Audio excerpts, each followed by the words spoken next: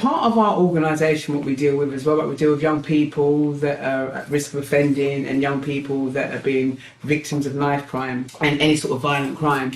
I've been hammering on about this for years, post-traumatic stress disorder. A lot of these young people out there that are going round and doing a lot of this violent stuff that's out there are young people that are suffering from post-traumatic stress disorder. Although you might not be directly impacted by it, like you've been at the scene of the crime, social media can draw you in. It can draw you in to that situation where you can be affected by somebody else's crime that you don't even know. A couple of weeks ago, there was a video going around about a young boy that got stabbed in Hackney.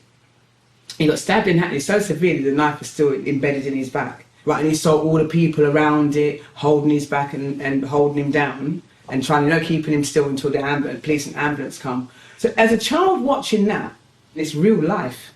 Although you're not been a part of it, you weren't there in the surroundings, that video's had an impact on not just young people's lives, on adults as well, and on families that have lost their children through violent crime.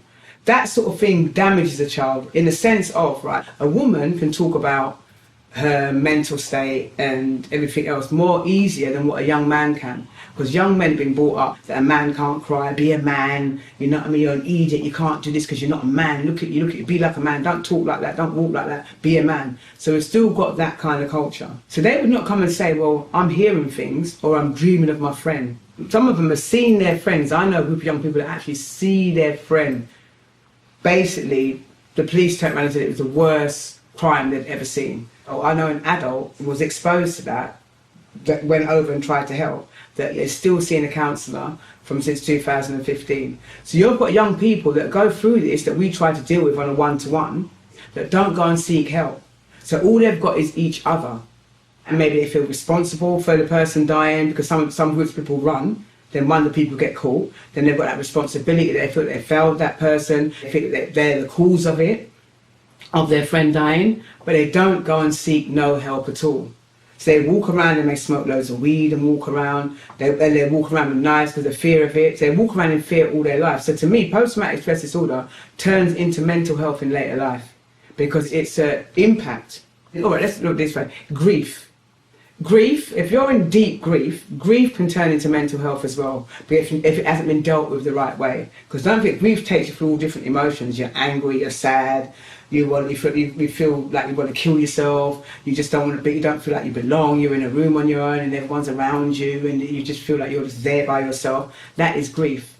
Post-traumatic stress disorder is very similar to grief. As a young person, they don't know how to deal with it. So their only way of dealing with it, right, is that when someone else comes and even challenges them, they feel like they're doing something about the person that they think that they failed by attacking another person. I know it sounds really, really mad, right, but it's just, I sit there and try and work this stuff out. And I've seen lots of young people go in themselves with post-traumatic stress disorder. They literally go in themselves. And you've got young people that have been victims of knife crime, which no one really talks about, that survive. Right? They survive. It's horrific, horrendous. Like the young boy that had the knife stuck in his back the other day, he survived. And he will not, most probably, go and seek help for his mental state. Because everyone feels the stigma against mental health, that mental health is the bad word, the baddie word.